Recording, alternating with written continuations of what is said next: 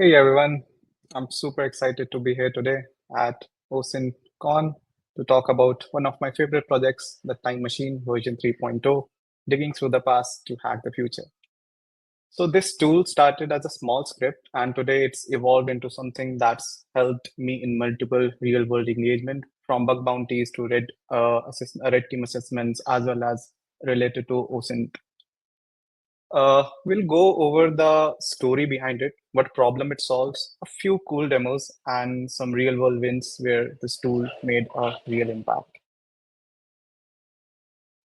For those who don't know me, I'm Anmol, also known as Friend 0x7F.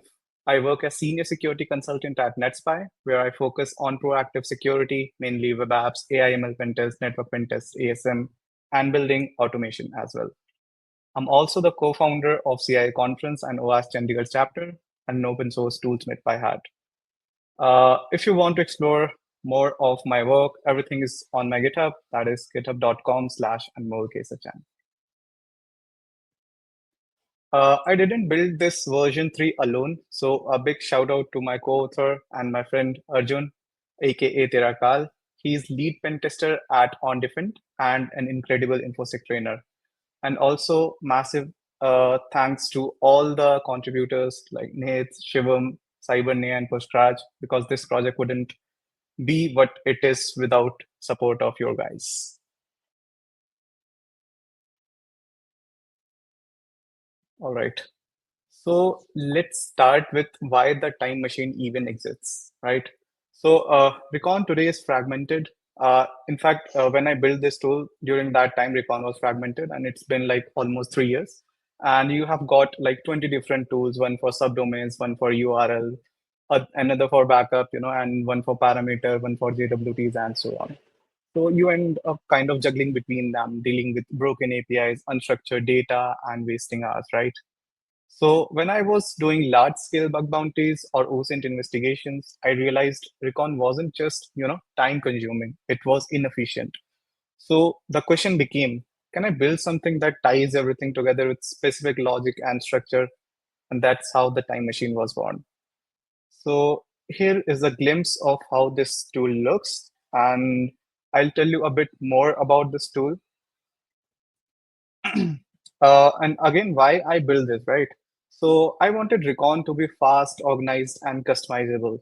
Something that works for, bug bounty hunting, security assessment, red teaming, OSINT, and investigation. So this tool has already been used in real world cases, helping me got Hall of Fame mentions at companies like Nokia, MediaTek. I also wrote a report to Certain recently, and they kind of also mentioned me in their Hall of Fame. So I'll talk about that as well in a bit. Uh, and the best part is it's like completely open source. So before that, let's understand what are the features that this tool offers, right? So let's do a quick overview of what it can do. So it has the capability of URL archiving via Wayback Machine. I'll tell you about the Wayback Machine in a bit, but exactly this is the term that you are listening again and again. But apart from that, it does backup file detection. It also supports attack modes like cross-site scripting, SQLi, LFI, etc. It supports parameter mapping, JWT extraction. This is one of my favorite thing that this tool has capable of. You will see exactly what I'm talking about in a bit. It has the capability for directory listing detection. This is something that is not your standard directory listing, but you'll understand why I have included this particular module as well as part of the Time Machine suite. It has the capability of subdomain reconnaissance and custom payloads. So basically, it's your one-stop recon framework, not just a script that runs recon, but one that provides valuable data. Or in short, what I like to say, things logically about what you are basically looking for. Uh, now, let's understand what exactly is, Wayback and CDX. So the backbone of the time machine is the Wayback Machine itself, at least for now. So you might have also heard the name, the Internet Archive, right? So most people just use it to see how a website looked in 2010. I'll show you a glimpse of what exactly I'm talking about. But as a hacker, we see something else, right? There is data. So every old snapshot can reveal endpoint like parameter, backup URL, and expose keys. So we can basically use that. And what exactly CDX? So CDX is nothing but it is the index format behind Wayback. So it basically lists every capture with timestamp, status code, and URLs. So we use this data to reconstruct a target's historical footprint, and that's how we hack the past, to hack the future. So this is how the Wayback Machine looks. If you are going on Google and if you are going to search for archive.org or Wayback Machine, you'll see some similar interface. And in here, you can just basically input any URL. So for example, if you are going to input google.com, you can see how Google used to look in 2010 or any website. This was just an example. You can just input any website and you can see basically how that particular website used to look earlier. But there is an interesting endpoint as well, that is CDX endpoint. And this endpoint basically shows you all the URLs that Wayback basically captured maybe in the past. I'll not go into too much technicalities how this works, but we are basically going to utilize this CDX endpoint. So in this case, you can see I have used testphp.vulnerweb.com, and you can see there is a list of URLs on your screen, right? So this is just a web interface where you can basically see this. Now, one of the common questions that I know people might be asking during the session or maybe at the end of the session, but I'll answer it right away. So why the time machine fits an OSINT conference, right? So it's built entirely on open source data. Like every single thing the time machine does, from URL discovery to backup detection, relies totally on open source data. So it pulls from the internet's archive, Wayback Machine, using the CDX endpoint that just I showed. And it basically fetches all the data and then kind of do a lot of analysis to basically work on that. So in short, that's actually a pure OSINT, like publicly available intelligence that can be collected and analyzed without directly, touching the system. Though it does interact with the target, maybe in some cases. You'll exactly understand what I'm talking about in a bit. So let's talk about the installation first, and then we'll see a lot of demos and POCs after this. So the installation is pretty much simple. Either you can just go to the repository, that is github.com/Anmol K Sachan/time machine, or you can simply go to Google and you can just search, double quote the time machine, and you will get the first link that basically gives you the URL to the same repository. So again, like every tool uses kind of similar format of installation for any Python-based tool.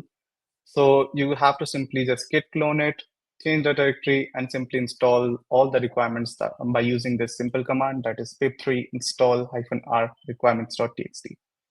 And once this is done, you are all set. Now, the very first thing most of the people do when they are done installing the tool is simply using hyphen help command, right, to see what features are there that this tool can offer in short. So in this case, you can see that I have used hyphen help, and you can see a lot of options, including what all things that I just previously mentioned. So we'll pretty much cover everything within this whole presentation, including some of my favorite scenarios that I kind of found in my past. All right, perfect. All right, so for the demo purpose, I'll be using testphp.vulnerable.com because we are ethical guys. So in this case, once the tool is done installation, you can simply use Python 3, the timemachine.py, and whatever target you want to give.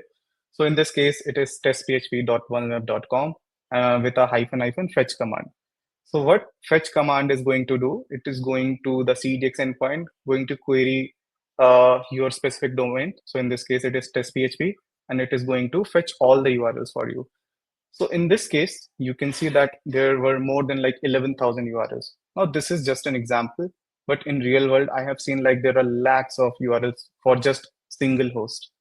So it once it's done, it kind of stores everything inside a content folder, and inside that content folder, there will be your domain, and inside that there will be domain underscore urls.txt, where all the URLs are already being stored. Now we'll be using this specific data that we got from the way back to basically analyze and see what things are possible using this data. So one of my favorite part is backup detection. So again, simply add hyphen hyphen backup after whatever domain you are providing. So in this case, it is test PHP. Now remember one thing, whenever you are running the time machine, the very first thing is always to fetch, because fetch pretty much pulls all the data and then you are going to perform the operation. So always make sure you use fetch first. This is only a one-time process. Once you have fetched any asset or domain, then you can perform various operations on it. So in this case, I am going to use hyphen hyphen backup with testphp.web.com. So if you see, there will be more screenshots that will be quite more clearer. But in this case, it is basically going to search for multiple extensions. So like, for example, zip, database, secret, backups, backup.zip, and a lot more. And it is going to give you all the list that was actually available there.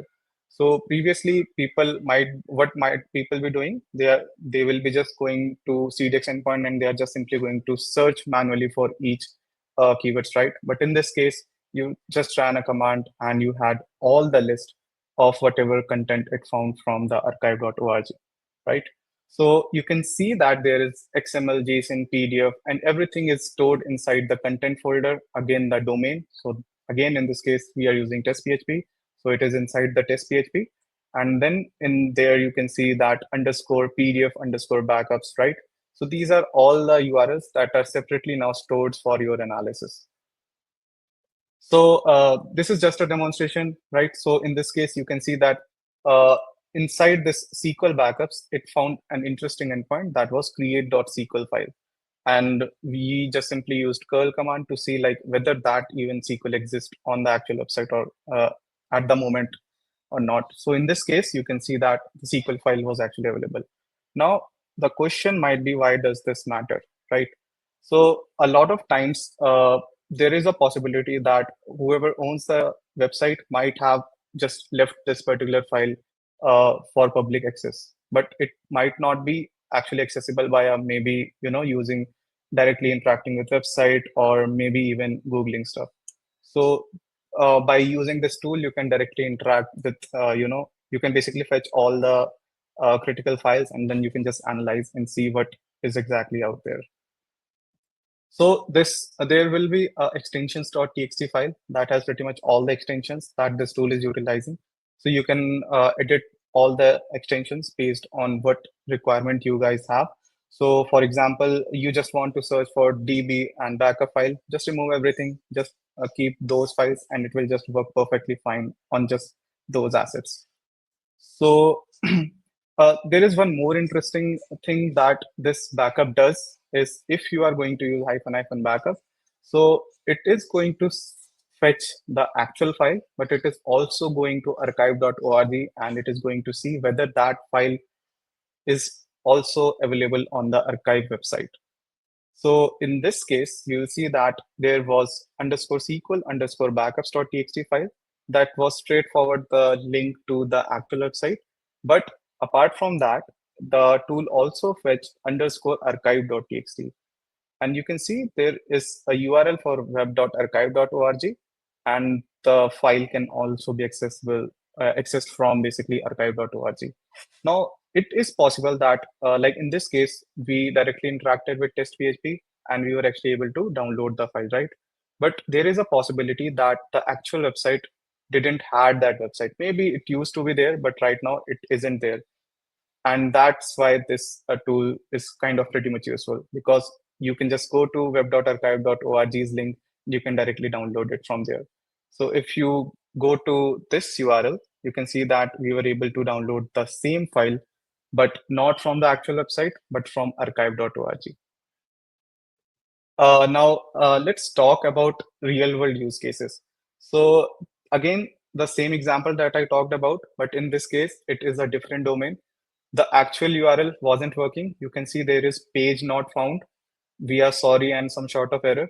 But the tool actually gave me another URL from web.archive. And you can see that I was actually able to download the file. That was the zip file in this case, right? and you can basically analyze that file, and you can see like, uh, is there some sort of credentials or any secret thing that you can basically utilize and use it for your further investigation, or maybe if you are using it for bug bounties, then that could be a very useful data. So I kind of used the same strategy, and this is another tool that is Way Backup Finder. So the Way Backup Finders module is actually the Time Machines module that we use hyphen backup. So this used to be a separate tool, but we have integrated that as well in the Time Machine itself. So in here, you can see that there, by using this tool, we found a lot of SQL files, and in here there were database credentials. The actual website didn't uh, you know, had that particular URL where this file was available to download, but we downloaded that from archive.org, and luckily the credentials were working and we actually got the admin access. So this is all about backup, and let's move to the other part, that is hyphen listing. So this is this does basically kind of directory listing. This checks for all the URLs and see whether the directory listing is available there or not. Now, how this is different from standard or the usual directory listing that you guys do. So there is a possibility, right, that the path is very not guessable in short. Like let's say you might be able to see if slash admin is available or there or not, because that's the part of your word list. But what if there is some, non-standard path and that is not guessable or, available in your word list? That's why this tool shines over there. So you can see that all you have to do is give this tool your target and then hyphen listing. And you can see that it started checking for directory listing by just using the data that was available on the archive.org. So again, we ran this tool against this host, that is test PHP, and you can see that there were a lot of directory listing that was available in this specific site. So again, we just opened one of the URL and we saw that there was a create.sql file. Again, this is just an example, but if you talk about the real world uses, so you can see over here, in this case, I found a directory listing, and this was totally from archive.org's endpoint. This was actually available there, but again, there were a lot of URLs, so you cannot just go on every endpoint and see whether there is some sort of secret information available there or not. So what you can do, you can just use this tool, give hyphen listing, and you can see that it just gives you everything that has the listing available. So in this specific scenario, what I found that there was a directory listing available. There was weekly underscore reports. Now, if you notice, all the folders are named by month, and after that the year. So if you go to any directory, there was a zip file and it had like leads information. So basically P2 information was actually available there, and it had kind of date of birth, phone number, email IDs, location, and a lot of information was actually available there. And it contained almost like 5 to 6 years data lead that was this website was basically storing that in just these directories. So it might have not been possible by using, the standard techniques of pretty much directly brute forcing this. But in this case, because maybe the weekly underscore report is not a standard path, so that's why it wasn't possible to directly fuzz. But in this case, we were actually able to get the, the directory listing. Again, the earlier I also mentioned about certain. So this is the scenario that the kind of similar scenario that I found in one of the government website, and I ethically reported that. So in this specific scenario, there was the directory listing, and it was using a non-standard path. That's why I have removed that specific path. But anyway, so you can see in this specific directory, they were storing a lot of information related, and they also contain few Excels, PDFs, zips. So this is glimpse of the information that I found. So in this case, again, there was P2 information, there was email, mobile numbers, uh, uh, information related to user, and a lot more. So I simply reported that to certain, and they mentioned me over their Hall of Fame. So if like the good thing that I would say is that this tools hardly took around 5 or 10 minutes. All I had to do was just run this hyphen listing command, and it actually gave me this information out of so much data or URL that was available there. All right. So the next one is attack mode, and that is let's talk about what exactly attack mode is built on. So again, it doesn't directly interacts with host. It just uses the signatures and then matches like kind of regex. It uses that and then matches like with the URL. So for example, let's say URL contain question mark username is equals to, right? So if username is equals to is available there, then there is a possibility that cross-site scripting vulnerability is there, right? So rather than testing thousands of URL, you can just shortlist those important URLs, maybe possible vulnerable URLs, and then you can just start testing that. So in this specific scenario, you can see that I have used XSS as for demonstration purpose, but you can also use a lot of features. Like for example, you can see it also supports SQL injection, LFI, redirect, Jira, WordPress, and it also contains a fuzz option. So in fuzz option, you can basically give your own signatures, a kind of regex. So for example, you are interested in secret underscore DB. So and you basically put that as part of first word list, then it will just check whether that regex is available in all the URLs and then just gives you the output for the same. So this is the whole thing that I was talking about. So in this case, you can see there is a folder that this tool automatically creates, that is DB folder. And inside that DB folder, there are multiple files that is pretty much similar to what the signatures that I was talking about. So in this case, I'm going to show you what xss.txt files looks like. So you can see these are the common parameters, and there is a possibility that there might be a cross-site scripting vulnerability. So you can just basically shortlist that, and you can just see whether that is actually vulnerable or not. So as I said, you can just use your own signatures in these files and you are good to go.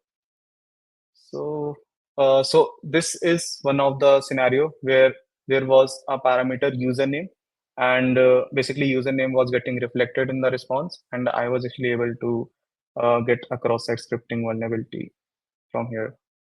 Let me quickly show you what exactly I'm talking about. Let me share a video with you guys, so it will make more sense. All right, so before showing you this video, let me just give you a quick description of what exactly I'm talking about. So in this case, I found a cross-site scripting vulnerability using the username parameter, but in this specific scenario, I also chained that. What exactly chaining mean is, so like for example, if there is a cross-site vulnerability in xyz.com, then there is a possibility that there are multiple environments like UAT, prod, non-prod. So this specific scenario kind of tells you exactly what I just referred. So in here, I'll be using the time machine.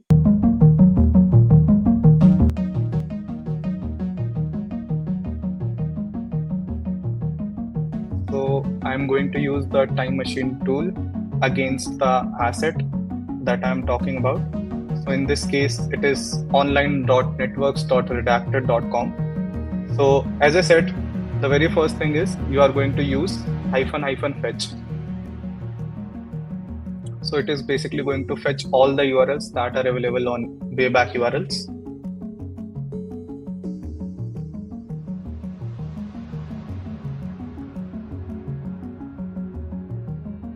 And you can see that it pretty much fetched hardly 100 URLs, but this is just an example.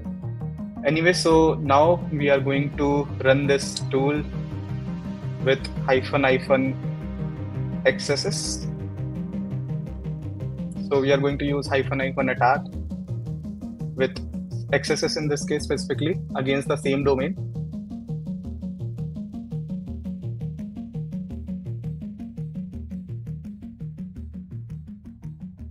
Now, if you notice, there is a username parameter that is already there, right? And the tool basically flagged that because that was the part of our xss.txt file. Now, maybe some person might have already tested this in the past. Will not go too much deep in that. But anyway, you can see that someone has already injected their cross-site scripting payload over here. So if you open any of this link,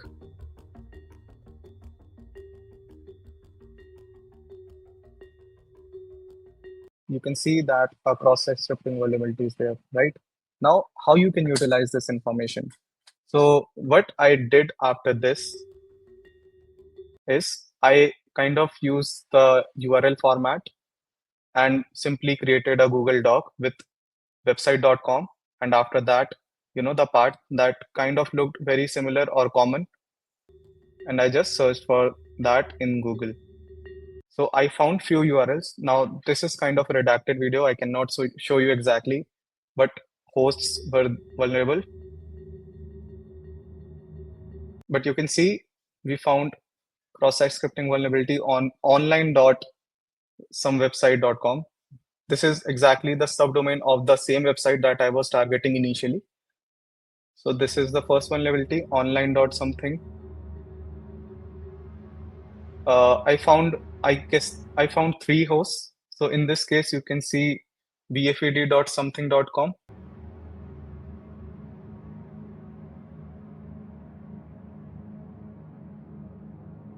and bfed-qa.something.com. So this kind of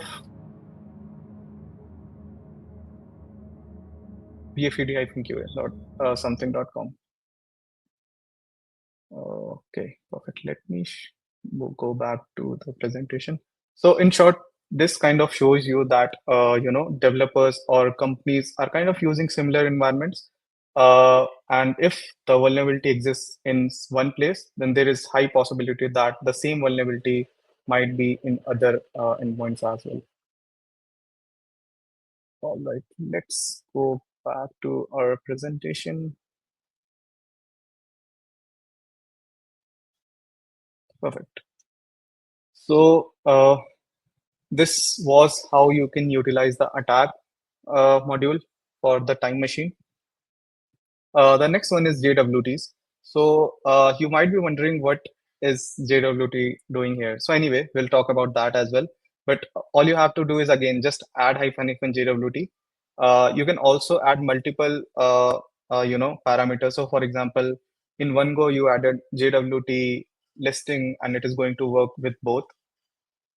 So in this case, in this specific case, I ran hyphen JWT against an asset, and the website was basically using their JWT tokens in the get parameter. So this actually also gets stored in JWT underscore results.json file. And in this specific case, you can see the company was using question mark token is equals to and then their JWT token. So you can basically test the JWT tokens.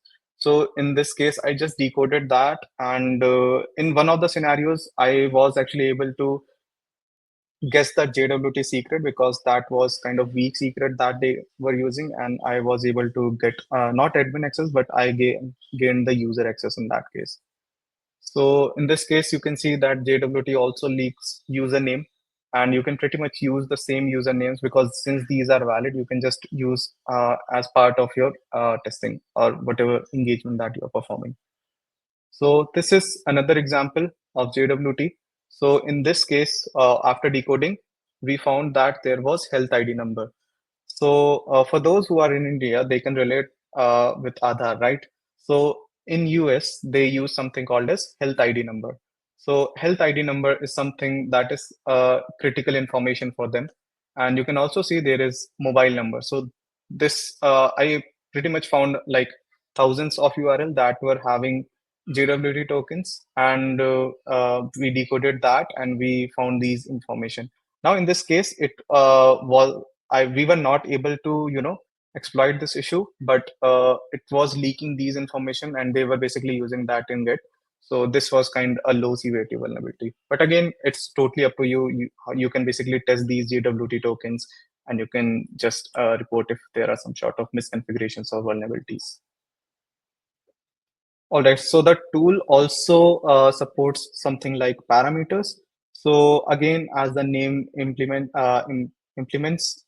you can see that we ran this against testphp.vulnerab.com, and you can see that within the links, you can also see that it also gives you a list of parameters. So basically, you can use the same parameters to basically fuzz and see like whether other endpoints are also utilizing similar parameters, and you can just basically test that. So this is all open information that is available out there, and the time machine is basically giving you a meaningful information that you can basically perform your testing and do further exploitation on.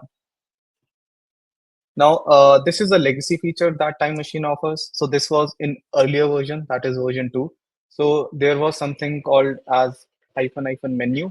So if you are going to use that, you can see that you can directly interact with the tool in a menu format. There is an interesting option. If you notice, there is something called as custom keyword search. So you can basically search for the keywords that you might think that it might have some sensitive information. So for example, .env or secret or key or things like that, and it automatically gives you a list of URLs that you can basically see whether it contains some sort of confidential information in there or not. Folder structure. So this tool stores everything inside a content folder. So in this case, you can see content, and within that content folder, there is something called as example.com. It could be any domain that you are basically testing. And inside that, there is example.com underscore URL. So basically, whatever test cases you performed, there will be there will be an output structure, and you can just basically use this to uh, create a meaningful information out of archive.org. So real world uses, as I mentioned earlier as well, a little bit. So I found AWS threads in a zip file, and we use that for further exploitation. There was a deprecated WordPress admin panel that basically gave me direct admin access. I don't know why it was that way, but we directly navigated to that, and we basically got WordPress admin panel access. The JWT token leaking endpoints, you just saw that. And there was a Jira endpoint that led to multiple vulnerabilities. So this is an output from the fuzz. So we used hyphen attack and then fuzz, and you can see that there was a debug PPROF, and this also leaked kind of sensitive information related to the server. So people are also writing about this tool, and you can also search about this on Medium, and you can see few of write-ups. So in this case, this guy got $400, and they kind of used the time machine and a few other tools, and they were basically able to get $400 bounty out of by basically using this tool. So this is the same video that I just showed, so we can skip this one. All right. So story time. So in this specific case, I actually used hyphen listing. So in this whole story, we basically, I would say, compromised whole company. You'll see how just a single directory listing can be so dangerous. You'll just see that in this example. So in this case, there was info.redacted.com domain, and that was exposing a lot of files, and that had mostly PDFs. So the very common thing might be, why would someone store anything critical in PDF? Or there might be a possibility that there will be not too much critical information, right?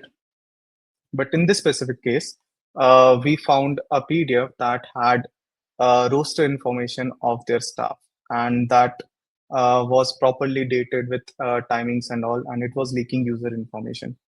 And apart from that, we analyzed a bit, and we found a PDF file, and that had username, password, and URL for a cPanel. Now, this particular PDF was a bit old, so we thought that the creds might not work. But anyway, out of curiosity, we navigated to the URL, we use same credentials, and you can see that we got cPanel access. And the cPanel had more, access than a normal cPanel should have. I don't know, maybe we got lucky, but in this case, you can see that within cPanel, we basically could have controlled every subdomain that that particular company owned. So in this case, you can see file, info, old, QR, SVC, and whatnot.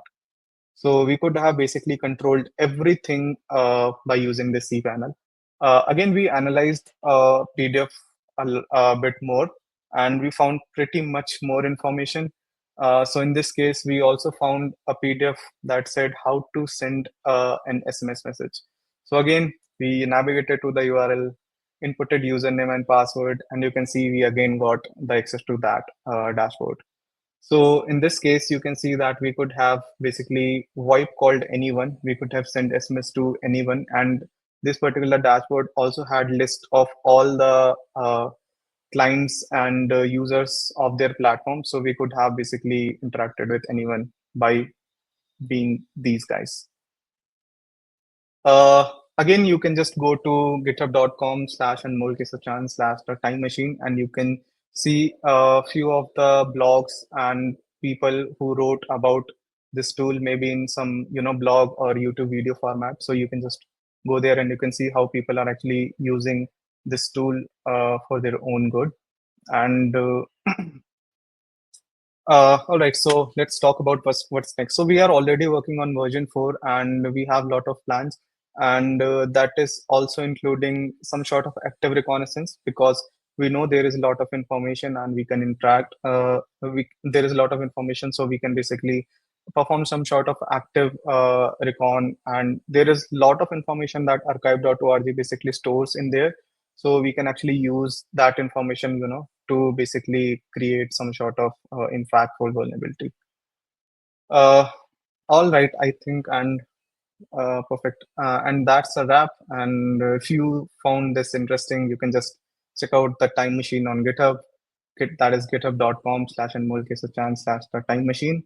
And you can also visit my website, that is anmolksachan.github.io, for more tool research and upcoming projects. And a huge thanks to Arjun and the amazing community contributors who have helped shape this project into what it is today. And of course, a big thank you to the OSINT conference and the entire team behind the scene for hosting such a fantastic event and giving me the opportunity to share this with you all. I'll stick around for any questions, and thank you for joining. And remember, sometimes the best way to hack the future is to start by hacking the past, right? So the future is to start by hacking the past. All right. Uh, Any questions? Thank you, Anmol. That was a very informative session, and your tool is amazing. So, thank you again for joining us. We have already pinned some questions, as you can see in the comment section. Like Mhm. in the comment section, there is a start button. There you can see the Q&As that we have figured out from the comments. So you can answer that first, Perfect. and the people will ask. Yeah, and we will Perfect. pin some other comments over there, like any good Q&As. Okay, so I have to see the pinned comments, right? Yeah, like there is a start button, Okay. so we have already extracted all the good Okay, okay, Q&As okay. over there. Perfect. Yes, I can see now. Uh, so that tool help to play CTF. I think the URLs for CTF are created freshly, so this tool might not work there. It is more related to the websites that are already, existed for a while, and you can basically fetch data from that, but it might not work on the if you are playing a CTF. Have you seen common classes of vulnerability that consistently reappear in archive, exposure, unsecure backup endpoints? Yes, I have seen that, and as I cannot show all the examples because they are kind of part of VDPs or bug bounties, and they don't support full disclosure. But yes, these are possible. Like I just showed a few of the scenarios, and that kind of demonstrates the capability of the tool. Can this tool retrieve historical data if the target site uses disallow? archiver in the robots.txt file? I think no, because that's the whole purpose of the robots.txt file. But to be honest, not every developer out there is aware about, you know, specifically adding archiver there. So that's why this tool is getting so much information and using the archive.org data. So you can give it a try as always, as a bug bounty hunters or, working during a pen test. It is not always uh, expected from the developer that they are basically going to add everything in robots.txt. So again, you can just give it a try. What features are you planning next version for automated exploit checks, CI/CD integration, or Defender focused reports? So we are planning to build automated exploit checks because if we have so much information that we can gather from archive.org, then why not just perform more exploit checks there? Because again, there is a possibility that there is a vulnerability and no one has found that specific vulnerability yet. How can it be used in CTFs? I just started playing CTF recently. Any tips? So again, I think I already answered this question. This might not work too perfectly on CTFs, but again, if the creator basically, created scenario where you have to utilize archive.org, then maybe in that case, this could be useful. What's the best workflow you recommend for combining the time machine results with fuzzers or vulnerability scanners? So the results from your time machine, you can, so for example, you can just fetch all the paths, maybe some non-standard path that are not part of, your word list, standard word list. So you can basically use that. You can just fetch all the parameters from there because maybe there are some non-standard parameters.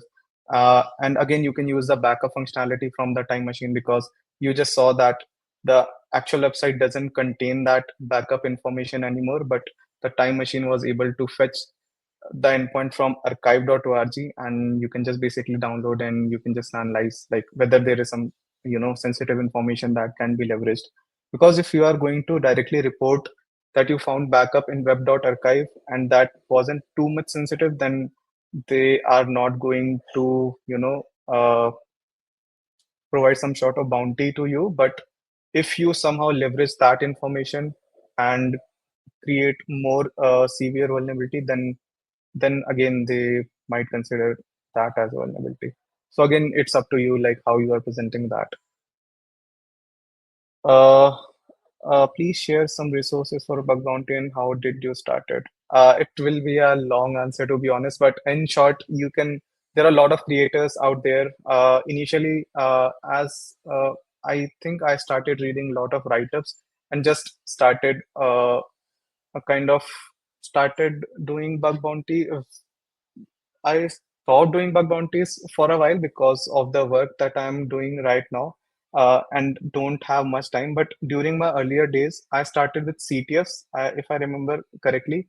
Then after that, I just used to pick a random domain and whatever I learned, I just started practicing there. So it was like almost 1 or 1.5 year. I didn't got anything, maybe kind of got frustrated, but after some time I started getting bounties and all of them. But right now I'm not actively performing for bounties and actively performing in VDPs.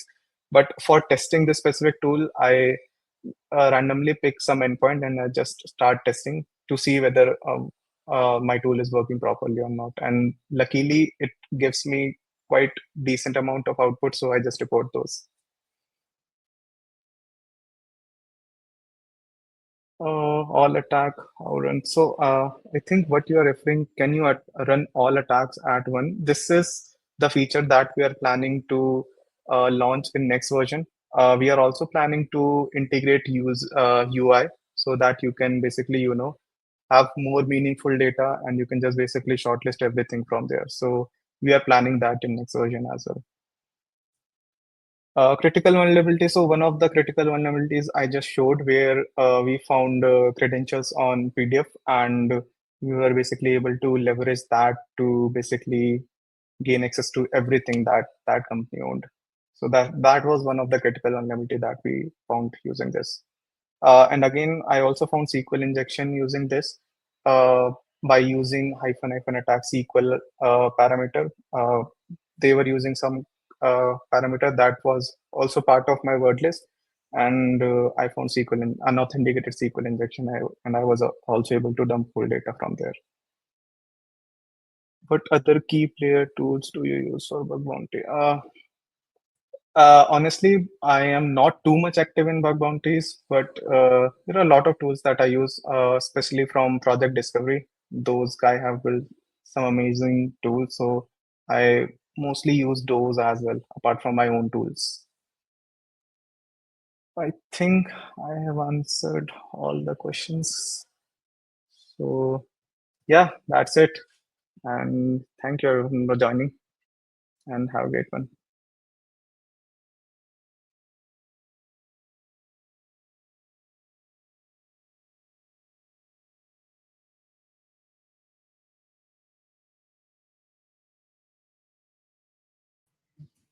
So thanks Anmol for joining. Now we have a 1 hour break.